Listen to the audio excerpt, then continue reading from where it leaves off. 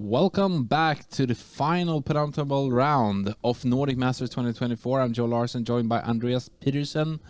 We're going to watch round 14. Oscar Christensen against David Kamstrup Larsen. Yep. 2 Danes, am I right?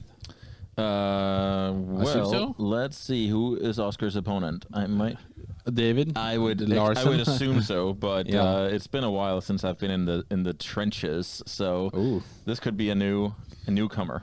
Yes, sure. The matchup we're going to be watching, I guess we didn't talk about that, is the Gruul Eldrazi Breach deck versus the Boros Energy. So it's the big mana strategy versus the deck to beat at the format, going into this tournament at least. For sure.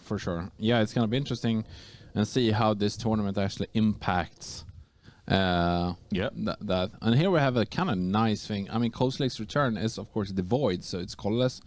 Eastern Stirrings can thereby pick it, which is kind of awesome, honestly. Yep, for sure. And we talked a little bit about this earlier, the fact that people are hedging a little bit against energy with main deck sweepers, and this is exactly an example of that. The only difference now is the Ancient Stirring has revealed the card, so now it's basically up to Oscar to play well into the future, which includes a sweeper. Absolutely, yeah. So the Boros Energy deck, obviously the aggressor in this match, is going to try to get on the board, not present too much, especially now that the Gruul Eldrazi player has that one-off Castle's return that he found with his Stirrings, while hopefully drawing a Blood Moon on the way. Blood Moon is a great card in this matchup. The Eldrazi deck is kind of resilient against, honestly. It does play like some talismans, if I'm not mistaken, and it has Castle's command, etc. It can get around it for sure. Its reliance on the broken lands that can add 2 or more mana isn't as big as the traditional Tron decks or Amulet Titan and stuff like that. So it kind of has built-in resilience. I think that's a good way to put it. So I definitely agree on that one. Yeah, absolutely. All right, so. Little kitty here getting in for an extra point of damage. We're going to see a second land from Oscar. Getting a token. No turn to play. This is interesting. I wonder... I think the dynamic of the sweeper being a known entity and the fact that the Ocelot Pride just, is a one army in a can, I guess, on its own. I think that combination of those could lead Oscar to slow roll even if he had a 2-drop. Sure. It's a decision to make at least. It's a decision to make. Although I think if it does have one, I think you just have to run it out, because otherwise, I mean, this clock is not fast enough to impact David's power plays that comes in the late game. I mean, soon David's going to start casting big Eldrasers or even through the breaching them into play, and then, I mean, it's all over. Yeah, for sure. So time is ticking on Oscar, and he also has information about the sweeper. So it's basically pick your poison, right? Do you want to play into the sweeper and move things along, or do you want to play very passively and lose to the Eldrazi deck's main game plan? So yeah, very, very problematic situation for Oscar to be in. For sure. Yeah, I think he just has to be balls to walls. And if I know Oscar right, I think he would play another creature there, but I still don't think he had it, honestly. Yeah, it makes a lot. It makes a lot of sense. I definitely buy it. Here comes Flage with the Lightning Helix mode onto the Mycospawn. Yeah, so can the Mycospawn making way for the cast to get in. This is a sequence there, but 3 mana for a Lightning Helix, maybe not up to par for Modern. We know that Flage is as a card, yeah, but not the strongest play on turn 3. It works okay into the Castle's turn.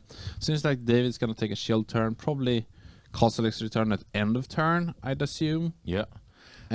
Take a couple of more damage just to clear the board before resolving something. And the reason to take the damage first is basically that you want to be able to sweep up anything that Oscar could play on that same turn.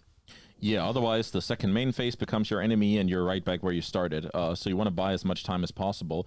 With that being said, we see the sweeper here to prevent the damage, but I have had a sneak peek on David's hand, so I've spotted a copy of Aweless Dust, which is another sweeper available. So that could be the reason for simply just saving the life points up front here.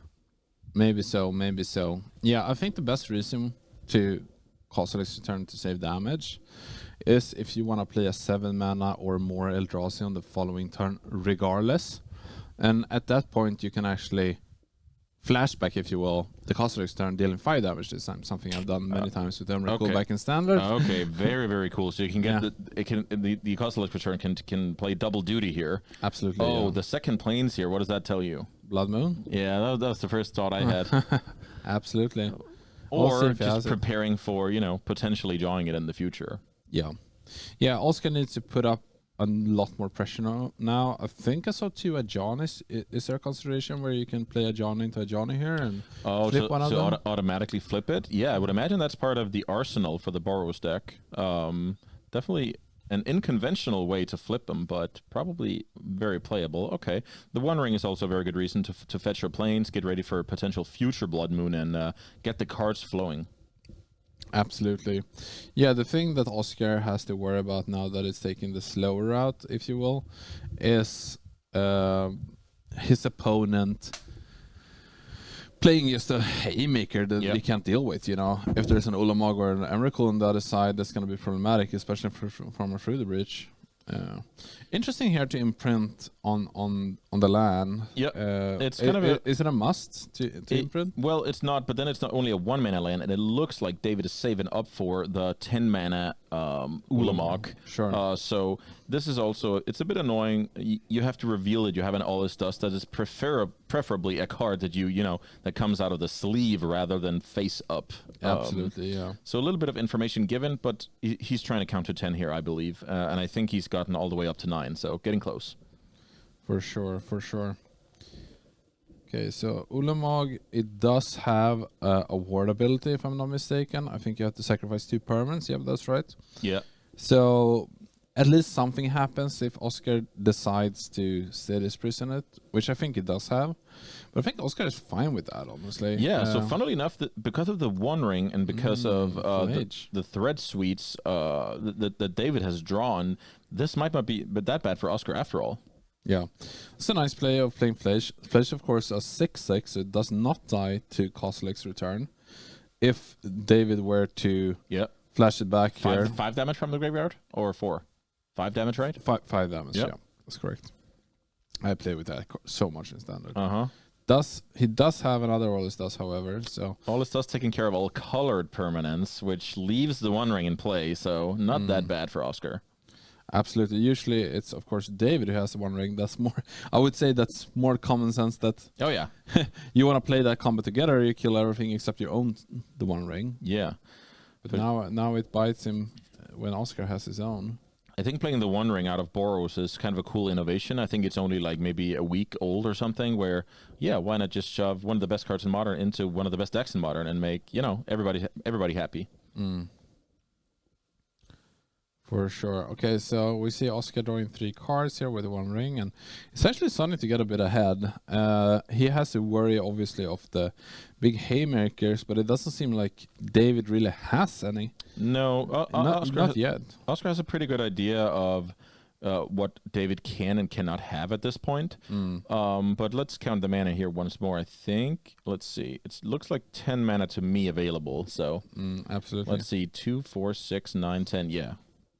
I think the annoying thing for David also is, even though if it draws an Ulamog and it has Ward 2, sacrificing 2 permanents, I mean, Oscar is going to have an opportunity to like sacrifice tokens he doesn't really care about. He doesn't have to sacrifice his necessary lands, which are necessary at this point because he's drawing so many cards with the One Ring. And it's getting to the point where he doesn't really care about sweepers anymore. I mean, if you're drawing 4 cards a turn, I mean, who the hell cares, Yeah, definitely. The One Ring flips a lot of, logics on its head here. And here we see the double Ajani play. So as I mentioned previously. Yeah, pretty cool. Pretty cool to see the flip here in a let's say non-interactive matchup, so you can actually afford to throw away a resource to flip your Planeswalker. And Ajani, it ends the game quite quickly. You can basically deal damage as long as you have a red permanent, and for as many, I think it's creatures in play or cats in play, perhaps. Yeah, let's take a look at that. It's the ability that requires you to have a red permanent, I believe. Let's see if we can... Yeah, to activate the ability, but then the question is how much damage it deals. Yeah.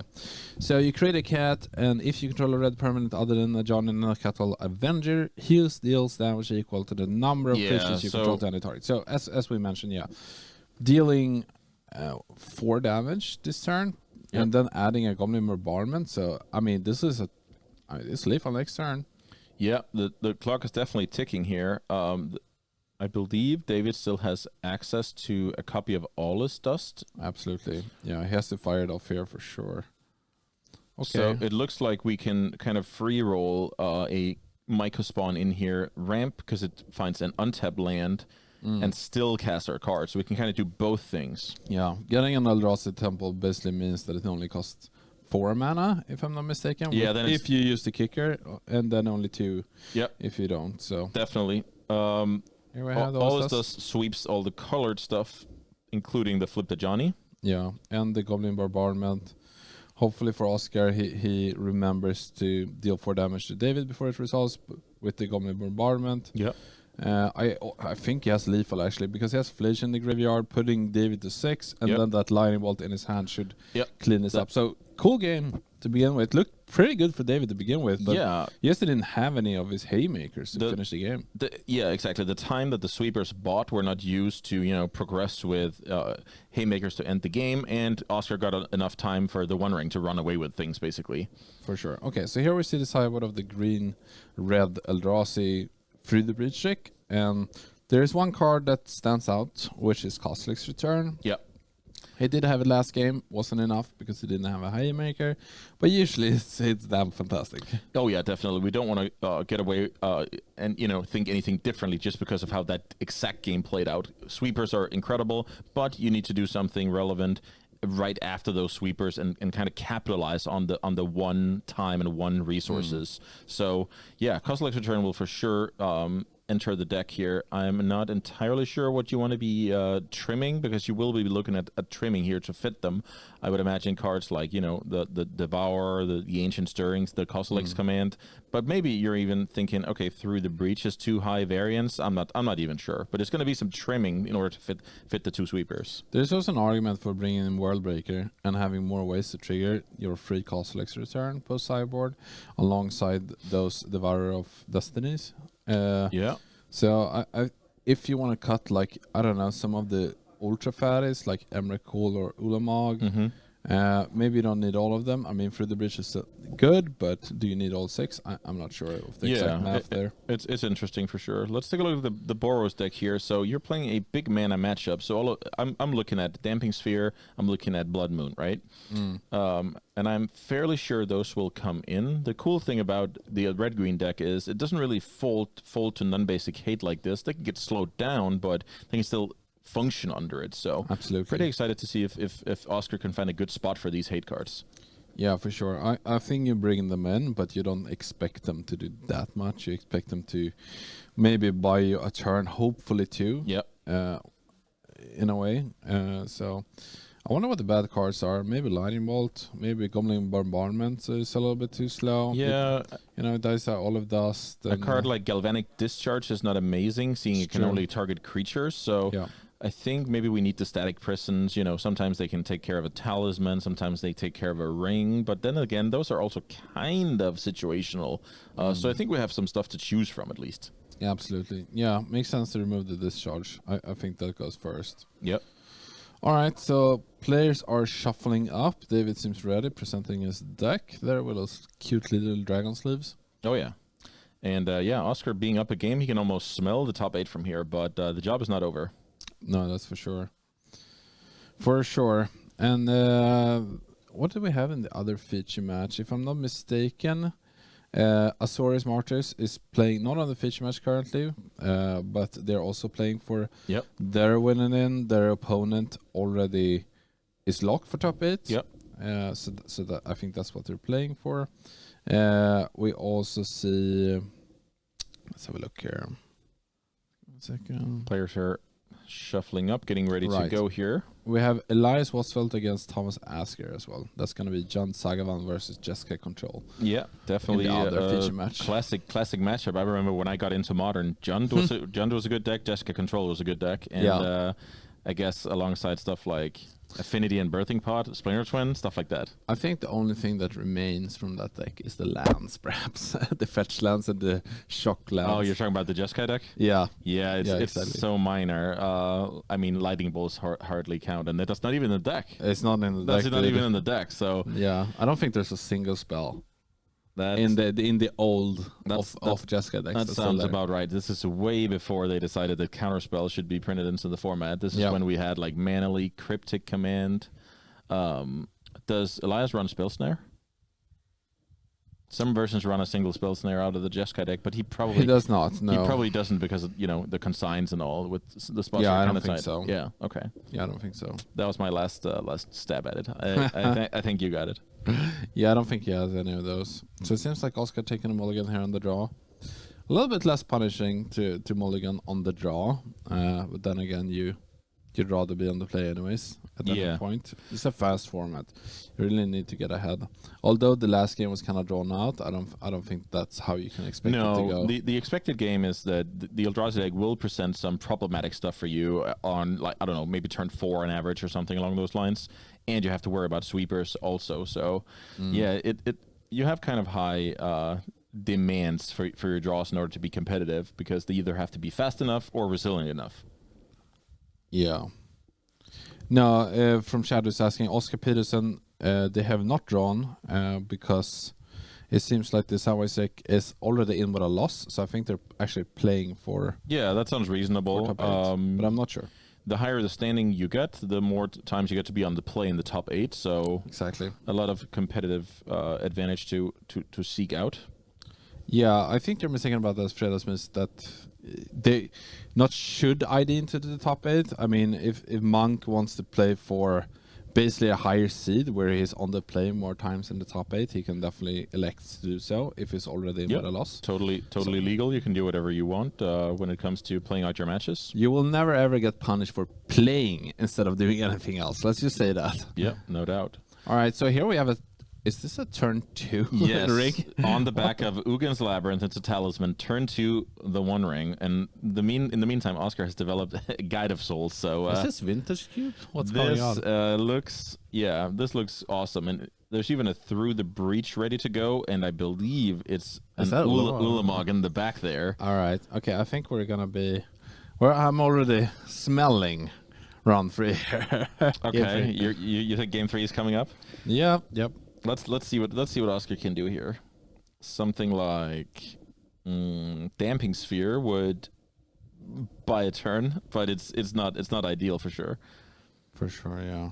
Yeah, I think Oscar just needs to put more pressure on. I mean, from his side, he can't play around a bunch of the bridge. That's exactly it. It doesn't matter if you play Damping Sphere and you slow him down for 1 turn if you have a clock that deals 1 damage. Yeah, that is a great point that you can use in many formats. That if your plan is not going to be sufficient on long, only going to be a short term plan, you might as well go for the better one long term. So here we go, Through the Bridge, Ulamog, 15 Annihilator with 15 counters, right? If I'm not mistaken. It's the highest exiled card, right? Yeah, or maybe you get that many counters and that much Annihilator. Maybe you combine them. Actually, I'm actually not sure about the actual wording, but this was at least a lot of Annihilation. So when it comes into play, you get as many counters as the highest costed card in exile, which is Emrakul at this point. Yeah, in this case, 15 counters, and then you get Annihilator 15 for the amount of +1/+1 counters. Yeah. And on turn 2, even though red-white is good at sprouting out permanents quickly, 15 is that was too much. Too much. Yeah, just a tiny bit too much. And but that means we have another game coming up of this match. So we're getting the max value. Players are doing sideboarding. And do you think this is a bit of a theatrics, or do you actually think that you adjust depending on the play and the draw here? That's a good question. Maybe a card like Trinisphere is something you would consider in one case, but not the other. Yeah. Yeah, I don't think so. I think it's a bit of theatrics. Maybe you take an extra look, see if you missed anything. I mean, it's easy for us when we see the spread of the entire deck in front of us, you know. But when you're sitting there on the table, you're sifting through your deck with your hands, and it's hard to get this over, other view of your entire deck in one. You want to make sure you don't miss any details. For sure. Yeah. Yeah, so yeah, I'm pretty excited for this one. It turns out on a game like that, play draw wasn't very like that was just a nut draw. Seems like we have a result here from the tables. Martyr player wins game 1 against Samwise combo on table 3. Yeah. A little surprised there. I'd assume that the live game combo was just going to be too slow, but I guess he has enough good reactive cards to stop Samwise combo and then kind of deal with him with his solitudes and his prisons and whatnot. Apparently so, and yeah, I'm just super excited to see these kind of rogue decks do well, whether they actually get over the hump in top 8 or not. But just the fact that they're in contention in a highly competitive tournament is very, very exciting. Absolutely, absolutely. And for those who are wondering about the backup match, it's hard to say. It depends on really when players are finished in the feature match. But currently, the one where we are looking at is, of course, Boros Energy versus Gruul Eldrazi. It seems to be a pretty quick match, considering they're already 1-1. I would say here so. after 30 minutes, or like 20 minutes even. Yeah, pretty fast stuff going on here, and players know what they're looking for in their opening hands. They know that time is money here, so they both try and be as fast as possible, basically. For sure. And then our backup match is gonna be Elias Watswell versus Thomas Agner with Jessica Control Jung Sullivan. And if we're finished with that as well, then we're maybe gonna have a chance to look at the Marley deck. But I wouldn't count on it. No, let's not give out any guarantees. So a little bit of a pre-game action here with the Devourer of Destiny. So setting up his hand, pretty nice here. Of course, that's just a free thing to do. You just have to give out some information that you have a Devourer in hand. Yep. Oscar starts with his Ocadal Pride here, if I'm not mistaken. Yeah, Ocelot. Ocelot. Okay. Yep. That's kind of cat. Kind of cat. Kind of cat. All right, so we see the Eldrazi. Oh, nice. That's the Labyrinth once more. Yeah. Exiling. I can't really see what's under there, but I think it's a Devourer, right? Yeah, so perfect. You get a little bit of smoothing out your draws with the Devourer. You put it under the Labyrinth, and yeah, perfect set design. At least it works as intended. That's for sure. Yeah.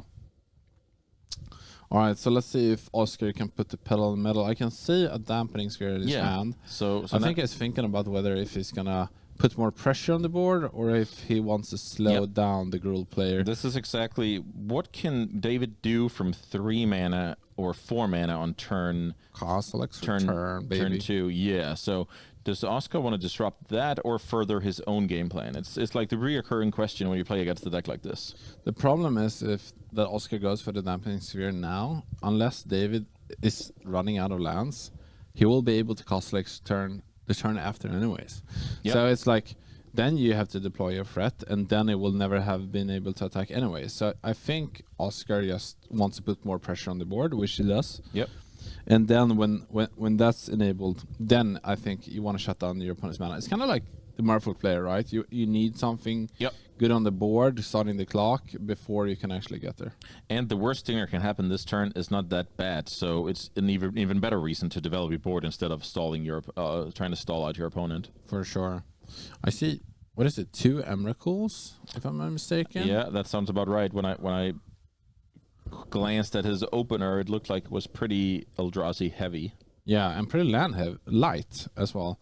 I think he is banking a lot on his Devourer here to kind of get him the lands he needs to cast his spells. I have a feeling he's kept a one-liner. Could that be true with the Labyrinth? I mean, yeah, it is possible because you hope that the Devourer can find you the next land, and now Oscar also has the confirmation, since the Boseiju is the land drop of choice, that usually tells you that that's all I had. Yeah, for sure. He did put a waste though in his exile zone. I guess you only get to put 1 on the top. Yeah. So okay, but I think if I'm not mistaken, I think I saw Eldrazi Commander. Could that be right? Coastal X Command? Yeah, sure. Yeah, there it is. The Eldrazi Command. I like that. That's a good nickname. It works, right? Yep. All right, so that's a fantastic play here for David being able to remove the little kitty and get the ramp because he's very close to closing out the game. That is the 4th mana. So David is putting himself in a position where a red source off the top of the deck means he can Emrakul his opponent. Absolutely. So getting very close, you're playing to the hand's potential rather than actually already having everything you need. That's usually how you need help from the draw step. At this time, though, wait, doesn't Johnny flip when a cat dies now? I would guess the Eldrazi stuff usually exiles things, so maybe that's the explanation. Yeah, that's a good point there. Good point. So I think that now is the time to deploy the sphere. I think you have enough pressure. I think 5 damage a turn is good enough, especially if you have a 1-drop. I really think you should play the sphere here. Yeah, and Oscar is just playing them in the correct order. If he starts with sphere, he can't deploy the Guide of Souls because it would be taxed by the sphere. Kind of a weird card. I think most Eternal players have run into some bad sequencing revolving that card. For sure. I can definitely remember something where, oh, right, it remembers this, or it also works with creatures and stuff like that. All right, so I think Oscar is a nice position here. I think the reason why he was thinking a little bit is to try to play around Kozilek's return. Yeah. But David drew his Asian starting. I think this is his way of trying to find another mana source, and this is his first red source. So now Oscar has to be a little scared of a Kozilek's return. Yep. But I believe he doesn't have one. So yeah, that is exactly what we can see. And if Oscar gets to attack with these creatures, he also has the confirmation that is not there. For sure. And also the information shared this game is once the Besagio hits the battlefield, you kind of know your opponent does not have a better land, because Besagio actually has flexibility against cards like Damping Sphere, so you wouldn't play it out. So at that point, Oscar basically says, okay, my opponent, if they have a Kozilek's return, he also needs to find a red source. So there's a bit of fail rate there. So I like the analysis from Oscar here. For sure. I think there's another Dampening Sphere. But I think a second one might only just hurt Oscar. The thing is, if you're just playing one spell a turn from Oscar's side, it doesn't matter how many spheres. It's only taxing the second spell onwards. So I think it's actually fine to play it out. The thing is, though, that David is very unlikely to play more than one spell a turn once he gets to the mana of his big things. And at some point, especially if Oscar needs to kind of regroup or reassemble some threats, it makes he would want to play. Bad. Yeah, he would want to play multiple spells a turn. So I think the second one hurts him, honestly. Yeah, so I can definitely see that. You get a little bit of insulation against another copy of Besagio or stuff like that if you play it. Sure. So now Oscar can play another 1-drop. Yeah. Ooh, I like this. I love this Lightning Bolt. Yeah, build your own Stone Rain here. Yeah. Just when you realize, when should I target my opponent? When should I target their creatures? It's kind of cool, and I think I agree here. Oscar found a good line for the Lightning Bolt. For sure. So it's a trigger of the Pride. And that puts him up to 10 permanents. And that's a game. Yeah, that's game. Over. So Oscar, well executed. Yeah, he played a creature turn 2 instead of Damping Sphere, got a little of a clock going, and then the effectiveness of the Damping Sphere actually ended up putting the game away. But it was the sequence that won him the game, right? If he goes turn 2 Damping Sphere, it means way more time for David. So I really like how he just knows what's important. The downside was the opponent could have gone another Labyrinth, play something like the One Ring, and Oscar would get a little bit punished, but the upside was there for sure, and I like it a lot. Oscar sideboarding face up here for the pleasure of the viewers. Yeah, I like that a lot. I mean, his sideboarding was not the most convoluted to find out. I think that's one of the only ones we actually nailed this weekend. For sure. Yeah, like the Lightning Bolt as well there, targeting the spawn, just shredding the amount of outs that David has to kind of figure that out. With that being said, we're actually reaching the conclusion here, and we have to say goodbye to a very dear friend of ours, and to say thank you for. Is that me? Yeah, that's it. Yeah, that's you. Yeah, that's you. So Joel has other stuff to attend to, and his job is done here, and I've highly enjoyed sharing the booth with you. It's been awesome, my friend. Yeah, you too, brother. Gotta catch a flight. Thanks for everyone who's watching. You're gonna be well taken care of by Andreas and Will and Simon, and I hope you watch the entirety of the top 8. Tell your friends it's starting now in the next following round. I'll be watching from the airport for sure. See you guys around. Thanks for having me, getting me out of hibernation. I'm finally back, at least for a while, and I'll see you guys around.